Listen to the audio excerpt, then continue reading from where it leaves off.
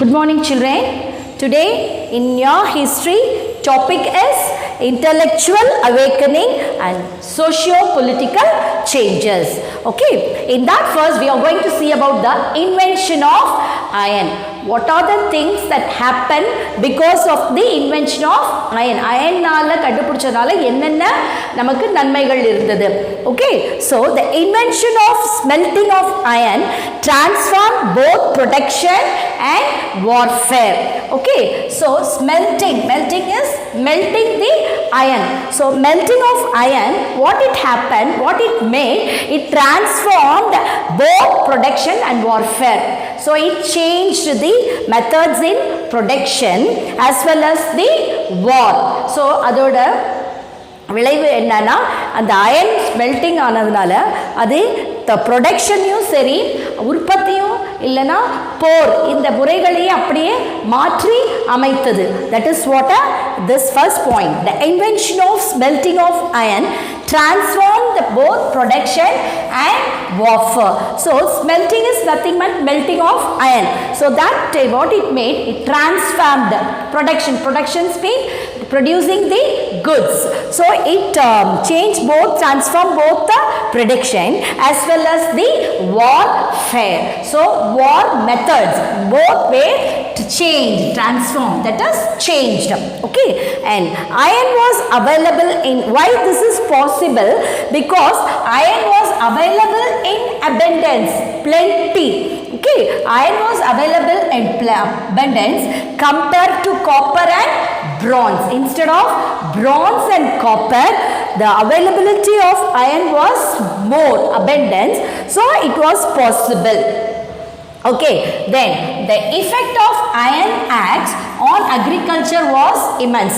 Mainly this is in the field of agriculture. Agriculture was developed immensely. அதில் ஒரு அக்ரிகல்ச்சரில் ஒரு மகத்தான விளைவு ஏற்பட்டது. Okay, there was a development in agriculture because of the introduction of iron axe. Okay, so iron axe வந்து அவங்க introduce பண்ணனால அக்ரிகல்ச்சரில் ஒரு மகத்தான விளைவு ஒரு மாற்றம் ஏற்பட்டது. So that is what the effect of iron axe on agriculture was immense. Immense is, that is மகத்தான. Okay, effect is அதோட விளைவு. So what was happened, agriculture was developed highly, immensely because of the introduction of or invention of iron axe. In what way this iron axe was used? The iron axe enable the cultivators who grow the crops. Okay, that is பயிரை விளைவிக்கிறவங்க cultivators. Okay, otherwise farmers. Okay, so the iron axe enable the farmers to clear the jungles, காடுகளை வந்து to destroy the forest, to cut down the trees. They used the iron axe. Okay, and the iron plow, what is that plow? என்னதுமா? அது வந்து the air கலப்பை. Okay, iron plow was used to break the hardest soil. மண்ணை வந்து before we are sowing the seeds, we have to make the land equal. So for that we are using plow, that is கலப்பை அப்படி தமிழ்ல சொல்லுவாங்க. We are using that. So for that, instead of wooden plow, they used the iron plow because it easily break the hardest soil. So in this way agriculture was immensely developed. Okay, so the iron axe enabled the cultivators to clear. What purpose they use this iron axe? They used the iron axe. Who used cultivator? Farmers. For what purpose? To clear the jungles, to cut down the trees. What is to clear the jungles? To, if you cut down the trees, it will become barren land. So jungles, and then plow, iron plow was used to break the hardest soil. They, instead of using the wooden plow, they used the iron plow to break the hardest soil. ஹார்டா இருக்க அந்த soil அவங்க break பண்றதுக்கு உடைக்கிறதுக்கு they used the iron plow. In this way iron plow used the agriculture, useful in agriculture. Okay, that is why agriculture was developed immensely. Okay, then the Assyrian Empire, which made use of iron technology, was ascent by the beginning of the 7th century. So Assyrian is an empire, kingdom, or a nadu. Okay, so in the Assyrian empires, 7th century, they have developed much because of the iron technology. They used iron more. So they developed by the beginning of the 7th century BC, before Common Era. So the Assyrian, which empire developed during the 7th century by using the iron technology? Assyrian Empire. Okay, this is about the invention of iron. So once again I'll tell you, the invention of smelting. Smelting is nothing but melting of iron that transform both production as well as the warfare. Warfare is nothing, war. Okay, then iron was, why? Because this is possible because iron was available in abundance instead of the compared to the copper or bronze. இது ரெண்டுத்தை விட உங்களுக்கு iron அதிகமா கிடைச்சதுனால they use this.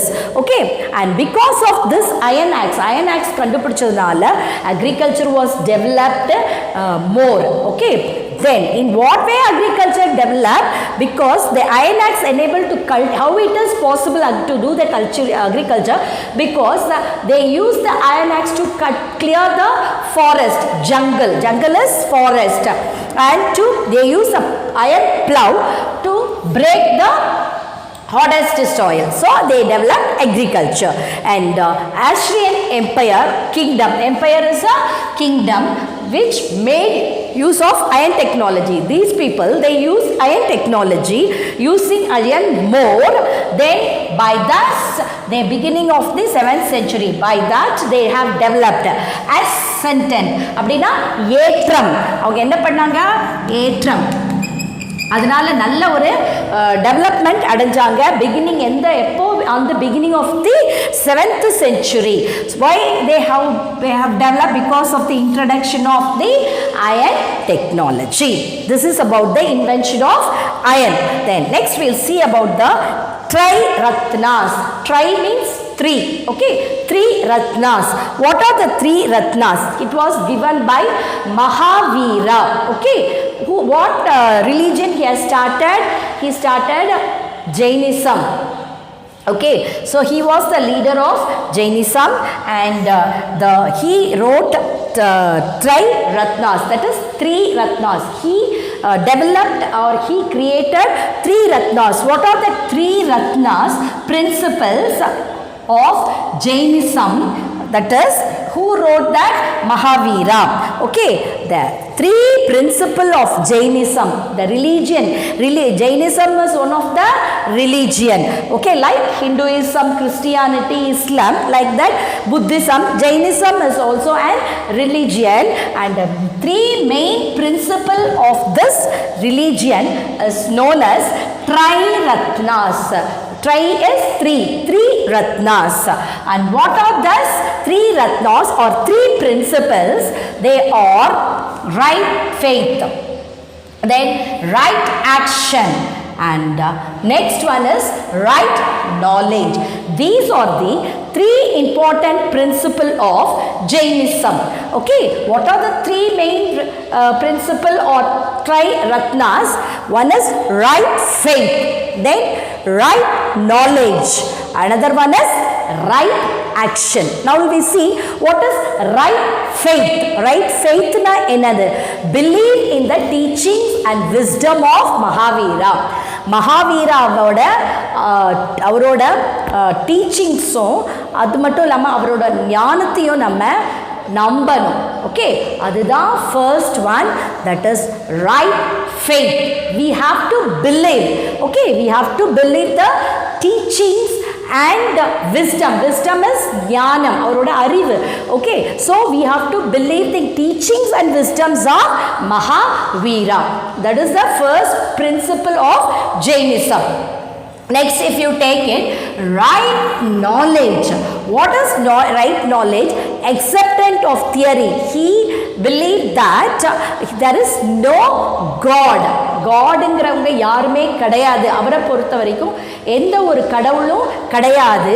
படைப்பாளி இல்லாம தான் மக்கள் வந்து இருந்தாங்க, அப்போ வந்து இருந்தாங்க அப்படிங்கிறது அவரோட கருத்து. ஓகே, படைப்பாளி இல்லாமல் மக்கள் வந்து அப்போ வாழ்ந்தாங்க. That is about the right knowledge. We have to accept the theory made by him.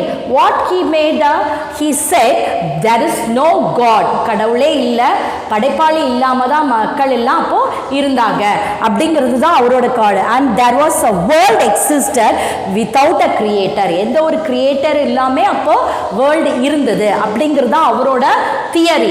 That we should accept it. Okay, that those who follow the Jainism, they have to accept this principles. Okay, acceptance of theory that there is no God. Okay, so what theory we have to accept? There is no God and the world existed without a creator. அவரோட பிரகாரம் அவருக்கு என்ன think பண்ணார், கடவுளுங்கிறவங்களே கிடையாது, எந்த ஒரு படைப்பாளியும் கிரியேட்டரும் இல்லாமல் தான் மக்கள் அப்போ வாழ்ந்தாங்க இருந்தாங்க அப்படிங்கிறது தான் அவரோட next point. That is right knowledge. Okay, then next point if you take it, right actions. It refers to Mahavira's observance of 5 great oaths. Oathsனா என்னன்னா சபதம். ஓகே, அவர் ஒரு 5 சபதங்கள்ல வந்து அவரோட வாழ்க்கையில கடைபிடிச்சார்.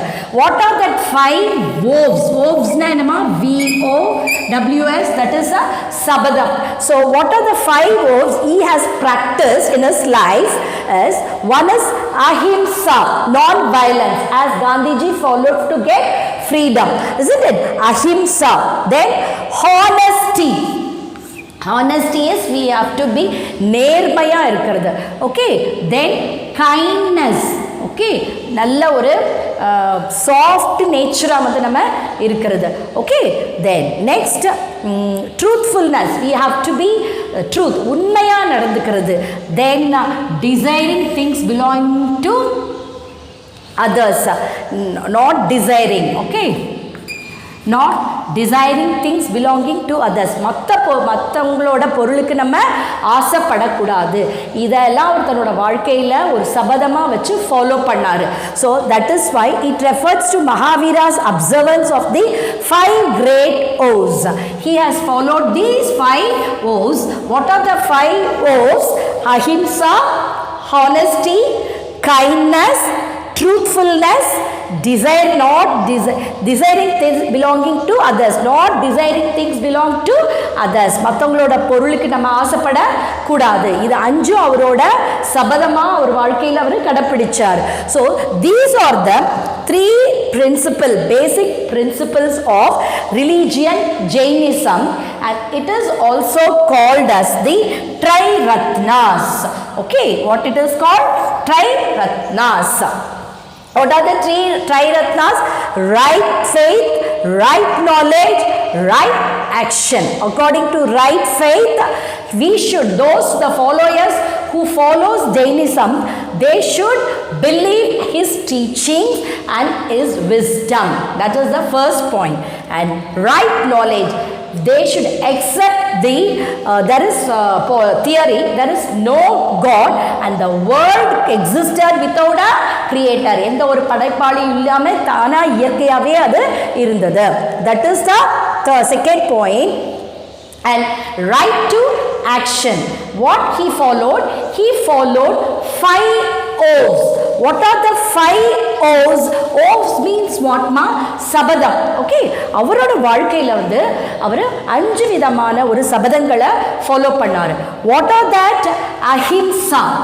First one is non-violence. As Gandhiji, he followed non-violence to get a independent, isn't it? அதுதான் ahimsa. Okay, violence இல்லாமல். Okay, then honesty. We should be அதாவது தமிழில் நேர்மையாக இருக்கணும்னு சொல்லுவாங்க. அண்ட் இரக்க குணம் இருக்கணும். அதுக்கப்புறம் truthfulness, உண்மையாக நடந்துக்கணும். and not desiring things belonging to others. We should not desire for others things. அதாவது மற்றவங்களோட பொருளுக்கு நம்ம ஆசைப்படக்கூடாது. அதுதான் அவரோட three principle, and the three principle is called Tri-Ratnas, also called as Tri-Ratnas, and this principle are followed by Jainism. Jainism is on religion like Christianity, Islam and Hinduism. Like that, Jainism is also a religion, and who is the founder of this religion? Mahavira. Who is that? Mahavira. He only founded this religion, and the three principle of this religion is also known as Tri-Ratnas, and we have already seen what is that: right faith, right knowledge and right action. Okay, then we are going to see about Ajatasattu. Okay, so what happened? Ajatasattu, the son of Bimbisara, okay, is said to have murdered his father and ascended the throne in 493 BC. Okay, what happened? Ajatasattu murdered his father. அவரோட father அவங்க என்ன பண்ணாங்க? கொலை பண்ணிட்டாங்க. So அவரோட name என்ன? What's his name is? Bimbisara. Then he ascended the throne. அதுக்கப்புறம் அவர் சிம்மாசனம் ஏறிட்டார். Okay, அதுக்கப்புறம் he came into the post. Okay, in place of his father Bimbisara. So Ajatasattu, the son of Bimbisara, is said to have murdered. He killed his father. Okay, and he became the king, and he occupied the king or throne in the year 493 BC. Okay, and he continued his further policy of expansion through the military concept. How he also followed the policy, how his father conquered the other places, other kingdom through the method of military conquest. The same policy he also followed. Okay, he continues his further policy of expansion. How his father followed the same policy he followed, that is the expansion of any kingdom, that is through the military conquest. எப்படி அவங்க அப்பா வந்து மற்ற கண்ட்ரியை வந்து capture பண்றதுக்கு military use பண்ணாங்களோ அதே policy தான் இந்த Ajatasattu also used. Okay, then he strengthened the Rajagira fort. Okay, fort means what, children? Kotai. Tamil la enna solvanga? Kotai. So already there was a court in Rajagira. What is the name of that place? Rajagira. So he strengthened. Why? In scared of enemies, to protect the kingdom. Okay, he strengthened the Rajagira fort, and also he constructed one more fort near the Ganges river, Ganga river kitta, and the place, name of a place is Pataligrama. Okay, what is the name of that place? Pataligrama on the Ganges. Okay, so there he also built another fort near the Pataligrama, that is on the bank of river Ganges. What for? He strengthened and he constructed the fort to protect the country from enemies. Okay, so for that purpose he strengthened and constructed the new fort also, and finally he died in 461 BCE.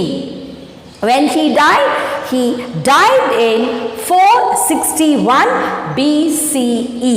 Okay, children, this is about Ajatasattu. Who is Ajatasattu?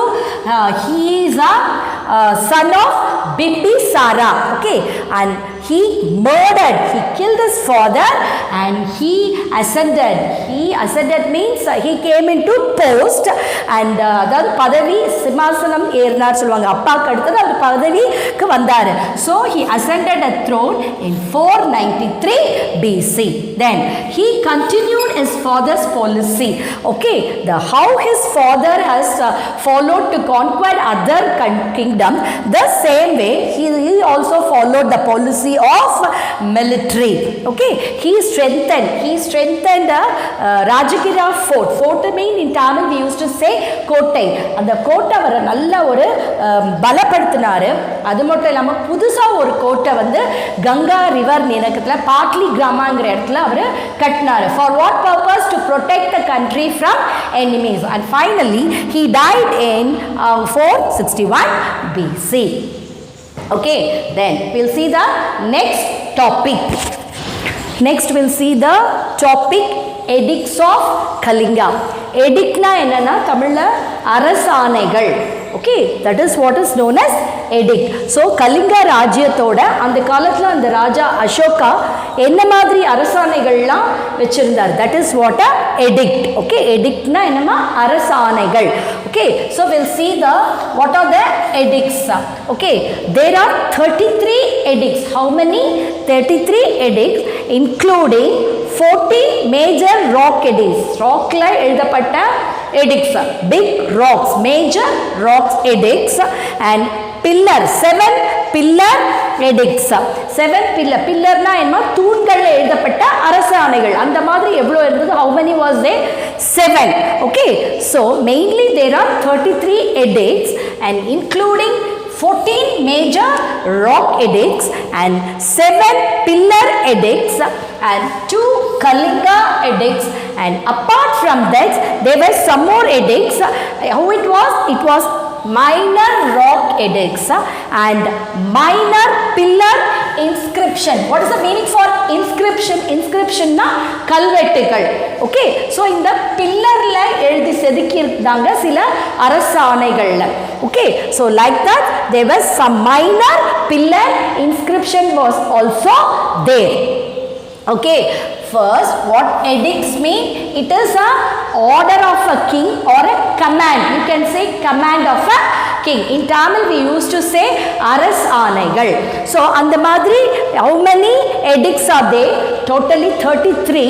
Not only 33, including that there were some more, that is 14 major rock edicts and 7 pillar edicts and 2 Kalinga edicts.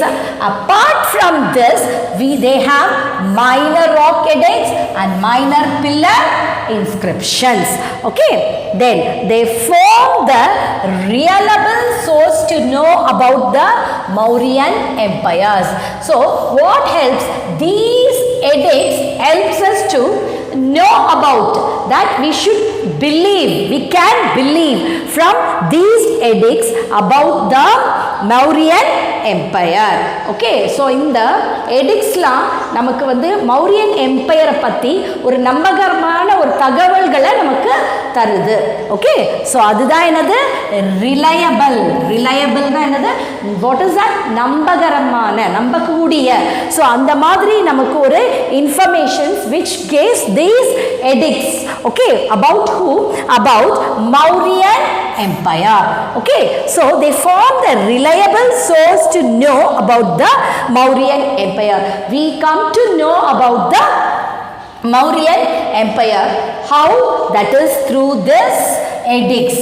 Okay, and particularly the Dharmic rule of the Ashoka. The Dharmic rule of Ashoka. How the Ashoka, King Ashoka ruled the kingdom very in a dharmic way. அதாவது தர்மமான முறையில் அவர் ரொம்ப நியாயமான முறையில் எப்படி அசோகா வந்து அவரோட அந்த நாட்டை வந்து ஆட்சி புரிஞ்சாரு அப்படிங்கிறத நமக்கு ரொம்ப நம்பகரமான அவரோட ஆட்சியை பற்றி நமக்கு தகவல் கொடுத்தது இந்த எடிக்ட்ஸ், அரசாணைகள். ஓகே, தர்மிக்னா என்னது? தர்மமான முறையில். So they form the reliable source to know about the Mauryan empire. From these edicts we come to know about the Mauryan empire, and particularly the king Ashoka, how he ruled the country in a dharmic way, in a true in a honorable way, or in a தர்மமான முறையில் எப்படி அவர் வந்து அதை நடத்தினார் அப்படிங்கிற அவரோட கண்ட்ரியை அப்படிங்கிறது we come to know this. Okay, yes, that is what particularly the dharmic rule of Ashoka. Okay, so in one of the Kalinga edicts, so ஒரு Kalinga edictல என்ன எழுதியிருக்குன்னா, என்ன அவர் இன்ஸ்கிரைப் பண்ணியிருந்தார்னா, அதில் என்ன அரசாணைகள் இருந்ததுன்னா, அவரை எழுதியிருந்ததில் he tell us his horror and sorrow over the death which the war and conquest caused. So what happened? He fought with one kingdom. In that war many people died. Okay, so he couldn't see that pathetic conditions, so he was felt very bad. He felt how he felt? He was very horror. அவர் வந்து அப்படியே வந்து திகிலா, அதை பார்த்த உடனே அப்படியே அவருக்கு மனசு அப்படியே திகிலாயிட்டு அண்ட் சாரோ, ரொம்ப வருத்தப்பட்டார். அந்த போரை நாம் ஏன் போர் தொடுத்தோம் அந்த அப்படிங்கிற ஒரு சுச்சுவேஷன்ஸ்க்கு வந்து அவர் வந்துட்டார். ஓகே, மெயினாக அந்த போர் என்னன்னா, the name of that war was Kalinga. What is that? Kalinga war. Especially in this war, he saw many thousands of people died. On seeing that, he became very horror and sorrow, and that is why from that war onwards, he stopped doing battle with other kingdom. So இந்த வாருக்கு அப்புறம், இந்த கலிங்கா வாருக்கு அப்புறமே அசோகா வந்து என்ன பண்ணலை, எந்த நாடோடையும் அவர் சண்டைக்கே போகலை, போரையே அவர் வந்து நிப்பாட்டிட்டு he joined the religion புத்திசத்தோட மதத்தில் அவர் வந்து ஜாயின் பண்ணிட்டார். Okay, in one of the Kalinga edicts, he tells about his feeling, how he felt horror and sorrow over the death on seeing the people in the war. Those people have died. On seeing that situation, he was become very horror and sorrow. So he stopped fighting with others. He stopped the battle from then onwards, and name of that war is Kalinga. Okay, so this was the written in one of the Kalinga edict. Okay, then next, yet in the another edict la, what he has written, he made it to know that Ashoka would not tolerate any longer the death and captivity. So in another edict, what was written, that he would not tolerate. Who could not tolerate? King Ashoka could not tolerate any longer the death and captivity. யாரையும் இனிமேல் அவர் வந்து கைப்பற்றதோ, அவங்கள வந்து அடிமையாக கொண்டு வரதோ, ஒரு மக்கள் இறக்குறதையோ அவர் வந்து அடியோடு வெறுத்தார், இருக்கவே கூடாது இனிமேல் அப்படிங்கிறதுல அந்த இன்னொரு எடிக்டில் எழுதியிருந்தது. He make it to know that, நமக்கு என்ன மாதிரி அவர் தெரிய வச்சாருன்னா, அசோகா வுட் நாட் டாலரேட், இனிமேல் அவளால் பொறுத்துக்கவே முடியாது, யாரும் இறக்குறதையோ யாரையோ அடிமைப்படுத்துறதையோ அவரால் பொறுத்துக்கவே முடியாது அப்படிங்கிறத அவர் அதில் எழுதியிருந்தார். That is what the ed another edict, he make it know that Ashoka would not tolerate any longer. He could not digest anybody is dying or other person should be captivated. He could not tolerate that. Okay, this is what about the edicts of Kalinga. Kalingaல எழுதப்பட்டிருந்த அரசாணைகள்லாம் என்னன்னா இதெல்லாம். Okay, there are 33 edicts including 14 major rock edicts, 7 pillar edicts and 2 Kalinga edicts. Apart from that, there were minor rock edicts and minor pillar edicts inscriptions. They form the reliable source. From this edicts, we come to know that about the rule of the King Ashoka, and particularly the dharmic rule of the King Ashoka. Okay, the King Ashoka belongs to the Mauryan Empire. எவ்வளவு தர்மமான முறையில் அவர் ஆட்சி புரிஞ்சாரு அப்படிங்கிறது நமக்கு இந்த edicts மூலமா தெரியுது. So the King Ashoka belonged to Mauryan Empire. And one of the Kalinga edicts, he tells about how he felt very bad about the war, and many people have died. So that gave him horror and sorrow. So from that onward, he stopped battle with other kingdom. So then in yet another edict, he make it to know that he conveys that to us. He cannot tolerate any longer the death or people are captured. This is about the Edict of Kalinga. Then next we will go to the steps taken by Ashoka to spread Buddhism. As we saw here, after the Kalinga war, so what he did, he stopped fighting with the other countries and he joined Buddhism, isn't it? So then what happened? He wants to spread Buddhism all over the world. So how he spread Buddhism, that we are going to see that. Steps taken by Ashoka to spread Buddhism. Okay, first one. Ashoka became an ardent Buddhist after meeting the Buddhist monk Upagupta and propounded his dharma. What happened? He became ardent. What is the meaning for this? Ardent, children.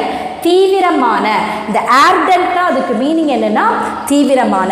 இந்த போருக்கு அப்புறம் அவர் ஒரு புத்த துறவியை வந்து meet பண்ணாரு. He met an Buddhist monk. Monk is a துறவி.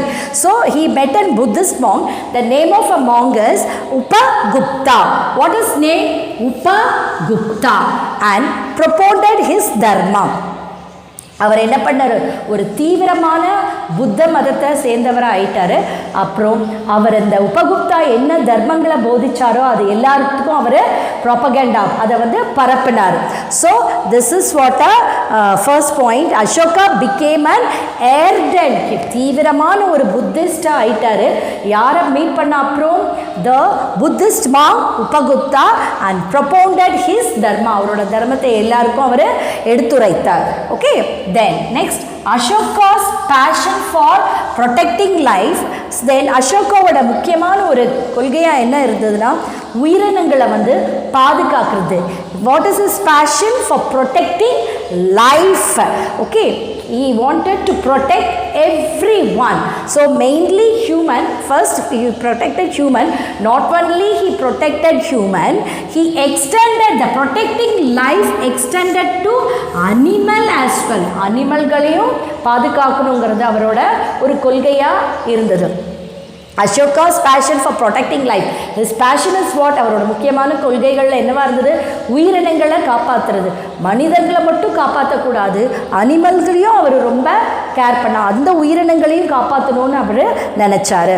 So Ashoka's passions for protecting life is extended to animal as well, to protect animal also. Okay, so then he constructed hospitals for animals. Okay, and animal sacrifice for forbidden. நம்ம வந்து animals வந்து சாக்ரிஃபைஸ்னா பலி கொடுக்குறோம், அந்த பலி கொடுக்கக்கூடாதுன்னு சொல்லிட்டு அவர் அதை தடுத்தார். So he extended his protecting life to animal also.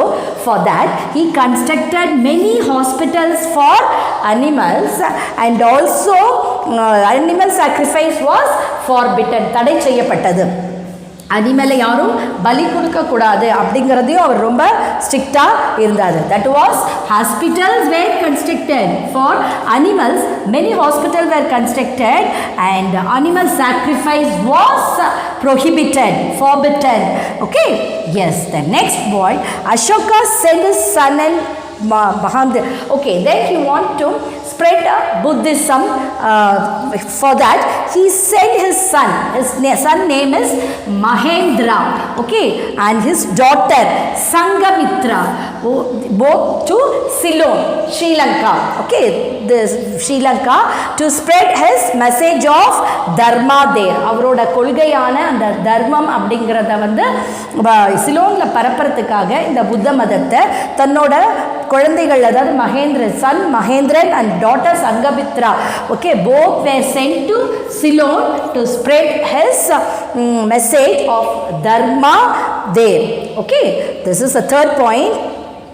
And this way he spread the Buddhism, and our national emblem with 4 lines. You know our national emblem with a 4 line, isn't it?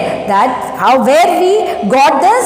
We got it from the replica of the Ashoka pillar. இவர் கட்டின சாரநாத்லங்கிற ஒரு பில்லரில் அவர் கட்டின மாதிரி உள்ளதில் அந்த 4 pillar லயனோட அந்த head இருக்கும். So அதை பார்த்து தான் நம்மளோட நேஷ்னல் எம்ப்ளம் நம்ம அதை உருவாக்கி இருக்கோம். ரிப்ளிகானா இந்த சாரநாத் உள்ள அந்த அசோகா பில்லரோட அதோட பிரதி அதே மாதிரி தான் அது அப்படிங்கிறது தான் பிரதி. அது போலவே நம்மளோட நேஷ்னல் எம்ப்ளமை வந்து உருவாக்கியிருக்கோம். அசோகர் கட்டின இந்த சாரநாத் பில்லர்லேருந்து அதே பார்த்தே தான் அந்த பிரதியை பார்த்தே தான் நாம் இதை உருவாகியிருக்கோம். Okay, then this is about the steps taken by Ashoka to spread Buddhism. Ashoka became an ardent Buddhist, very தீவிரமான ஒரு Buddhist after he met the Buddhist monk Upagupta, and he propagated, he spread this dharma. Okay, then Ashoka's passion was protecting life. His main aim was to protect life, whatever may be a human or animals. So for animals he constructed many hospitals, and he avoided sacrificing the animals. Okay, then Ashoka sent his daughter, that is Mahendra, and his son Mahendra and daughter Sangamitra to Ceylon to spread the dharma. Okay, his message dharma. And our national emblem, where we copied from this, we that is a replica Pradi. He has constructed a pillar in Sarnath, and on seeing that we have constructed our national emblem with 4 lions. This is about the steps taken by Ashoka to spread Buddhism.